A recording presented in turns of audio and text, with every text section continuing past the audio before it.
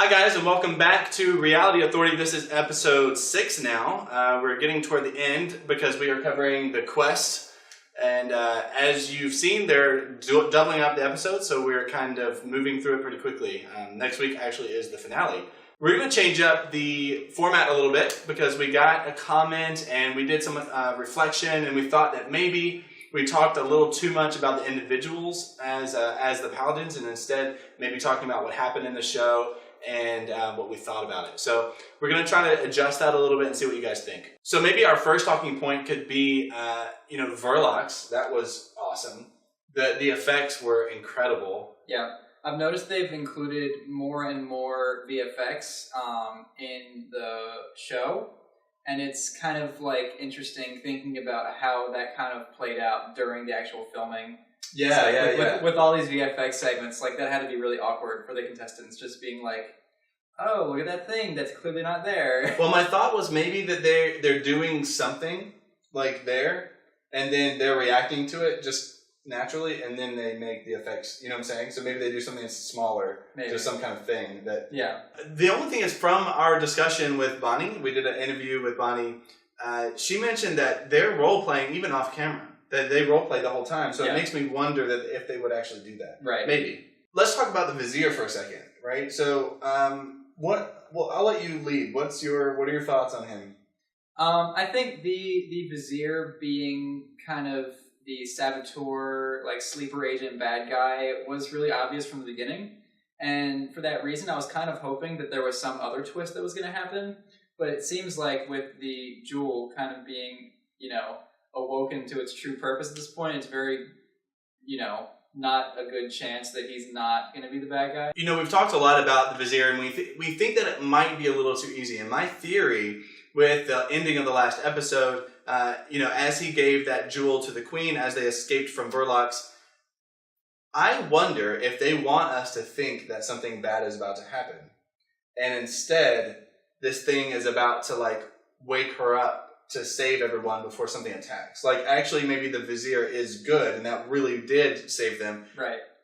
So it looks like the jewel is doing something bad at the end of this episode, but it's actually doing something good. That's my thought. On that topic, this episode, it occurred to me that a really awesome twist would be if the Fates were actually the bad guys, and there was no quest where you had to actually whittle down these paladins for some kind of prophecy. But they were just there kind of being like, okay, we're going to kill off one of you at a time to weaken the 12 paladins, which were actually supposed to be 12 paladins, but then they were like, yeah. What I kind of added to that when he brought it up is, what if, and after that happens, maybe the story ends where the paladin kind of rises up and, after the Fates try to kill them, the true hero, maybe he or she kind of reacts to the Fates kind of attacking them and, ends up being the true hero and defeating the Fates, and then everyone was saved. And so the challenge itself, I think was one of the few that aren't favoring the men at this point. And I think that it's very unfortunate that so many of the challenges are favoring the men. But ironically, they were cut between men and women because of Lena's decision. And again, ironically, the men won that challenge. So it really annoyed me a lot that Letitia called out Bonnie and made it her fault somehow. She said the right word. Who doesn't know what a pentagon is? If you knew that you were unsure about what shape that you were choosing, then ask. From there, they moved into the Fates challenge, where they spied on a bunch of, a regiment of the Dark Forces, and Bonnie came through for us. That stressed me out just watching, because it looked like so many details, and how hard must that challenge have been? And I'm not entirely sure they were attached to that tree. No, they definitely weren't. That's terrifying. I don't know that I could have done it. Sign these forms. Yeah.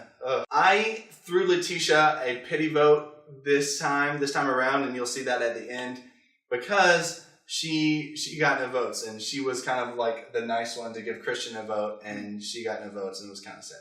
Yeah, I mean, everyone grew on me throughout the show, but I think Letitia, for me, kind of improved the most, maybe, in terms of my kind of opinion of her. And then the dragon attack. This, I think, it plays off. So after the face challenge, they kind of get rushed up to this hill. There's a dragon attacking. That plays off of what you were saying earlier in terms of how much of that, like, were they actually seeing something? Maybe there was a fire that they were reacting to or something, because if not, that was a little awkward. Well, I think the cut was very artificial. You did not see the characters and the dragon in the same frame. Oh, that's true. So it was probably just put in afterward. As opposed to the real dragon that they could have summoned. Yeah. Well, so it's very nice of this dragon to to live in a place where it's very easy to seal it off. So that's convenient. Also very nice of the dragon's captors to have 3 easily opened devices. And again, you know, this is a situation in which the women had just as good of a shot and didn't pull through. It's really disappointing and surprising because the women going into this show had a numbers advantage, and it looks like the chances are 1 in 4 now. Probably if you took the average of all the guys, because I mean Christian screwed up everything. Yeah, pretty much, and then Jim. I mean, oh, don't you dare talk bad about Jim. All right, but like really, to me, it seems like Shondo and Andrew are just really competitive. And how did this? I thought took a lot of brains, and Andrew won again. I don't know, man. I mean, I guess it didn't take all the brains. Andrew won that challenge, and the 2 remaining females, Lena and Bonnie, along with Patrick, got sent to the Fates. The Fates challenge, where they actually had to lift these dragon eggs without touching them out of wells, basically, or these holes. They looked like wells. Yeah, I'm sure they were. Yeah. Really, really disappointed with this challenge for me specifically. It was very, very clearly favored men, and that was really disappointing to me. Obviously, out of those 3, Patrick won that one. Lena and Bonnie both struggled. They had their fate decided by the other paladins, and despite how hard we were crossing our fingers, I don't know if I can say it. Our favorite got voted out. And what was really awesome is that who was obviously the Queen's favorite got voted out. Like, the Queen could not stop talking about Bonnie and her songs, and they said they'd be singing her songs for hundreds of years and never wrong. Yeah, no, and they had a really long, drawn-out montage for her, too. Yeah, that was... Yeah, I mean, the montage was epic. I mean, like, that was every really other character awesome. that was still there gave their opinion on her as she was leaving. I don't think that's happened before. Yeah, I mean, they clearly set Bonnie out. Either she was the producer's favorite, or they knew that she was a fan favorite. Regardless, the show's just not going to be as much fun to watch. Luckily, we're toward the end now, but it's tough. It was tough watching her leave. I think something that, you know, the show should work on, if it were to come back for season 2, it does seem like it was kind of like this and then of that, right toward the end. I'd prefer more, like, maybe a quicker surge.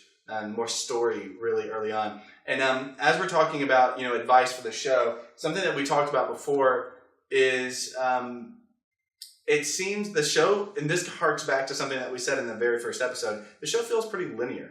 It seems like nothing they do really affects anything, that everything's kind of predetermined. And it'd be really nice if we had at least the illusion of, and maybe genuine choice for the Paladins to make as a group, that could, you know, where the story could branch off in different ways, and, you know, things happened because of that.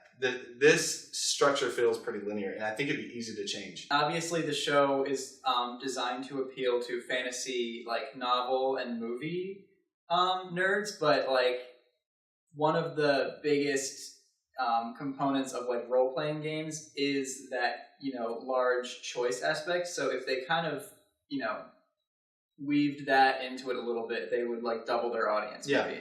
I mean, and even if it was the illusion of choice, where they're not really actually changing anything, but it really felt, the audience felt that it was changing things, I think that could work as well. And it'd be, again, I think easy to institute. And then the last episode closed off with that jewel that had been given to the Queen by the Vizier starts glowing, and this we heard monster sounds, so the monster coming out from the forest. We're hoping it's not a bad thing, but I can't imagine they'd let the Queen die.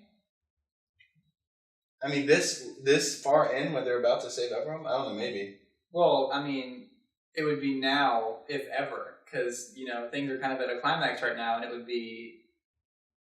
I think now would be the time that if a really important character was going to die, that they would do that. I'm just worried that Creo is going to, get reprimanded for falling asleep. We were really worried about him, actually. Like, we thought he was going to die. And I was like, if Bonnie leaves and Creo dies in the same episode, like, I'm done. We'll briefly go through our ranking for this week.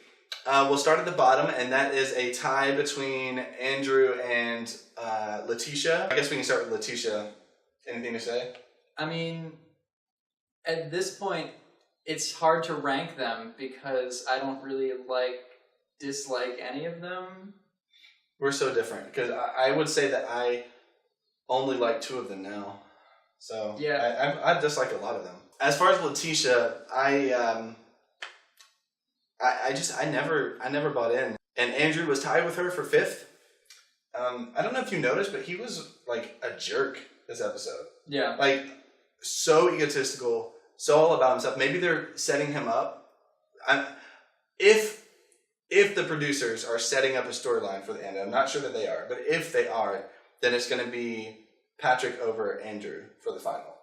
Because Patrick's like this good guy, very humble, helping everyone. Andrew's this, like, especially lately, been talking really highly of himself and how great he is. 4th is Shondo.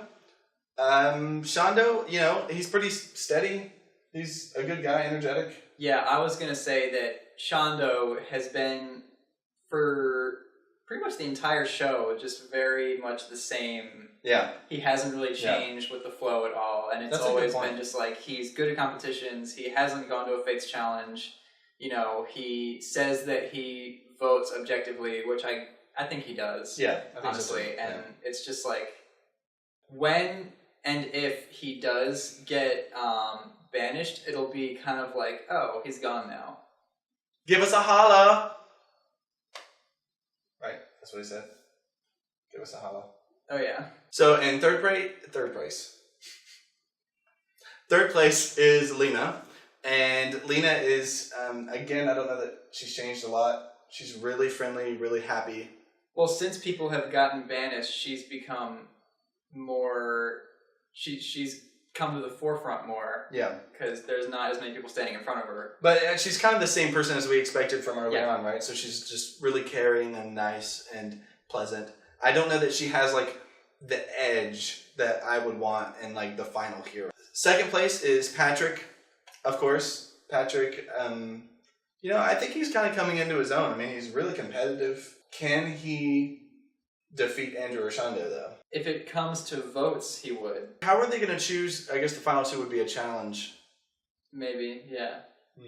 What if they bring everyone back, like a jury? To but they couldn't storyline-wise because as you guys know, you've seen them kind of walk out and then they kind of disappear and then their hologram shows up. I think it'd be weird to bring them back as a... What if they all come back as, like, demi-fates and they're just, like, in... like togas and dresses. I mean, that would be awesome. That would be really cool. Number 1, and has been number 1 for a while now, Bonnie. She's absolutely incredible. I don't think that these challenges are really made for her. And like, they're really made for someone that's like athletic and strong, like really strong. I think that it's disappointing that the challenges were designed the way they were. Yeah. But she made this season. Yeah, no. I mean, imagine this season without Bonnie. Right. No. Yeah. And I think we picked her as a rogue in the first episode, but she was very clearly a bard in that in a team environment she excels. Like, she will take a team and like do the best she possibly can with a team, but when she's on her own, she's not as competitive. She saved herself a couple times on her own, but it's really sad. We're bummed. Hope you enjoyed episode 6 of Reality Authority. We're almost to the point where we're wrapping up season 1 of The Quest. There'll be a small break, and then we're going to pick up Survivor at the end of September, so stay tuned. In the meantime, please comment. As you can see, that we do pay attention to them, and we do react to them, and we can, we'd love to improve. So any kind of feedback that you have, we really appreciate. Please subscribe and follow us on Twitter. Appreciate your time, and signing out.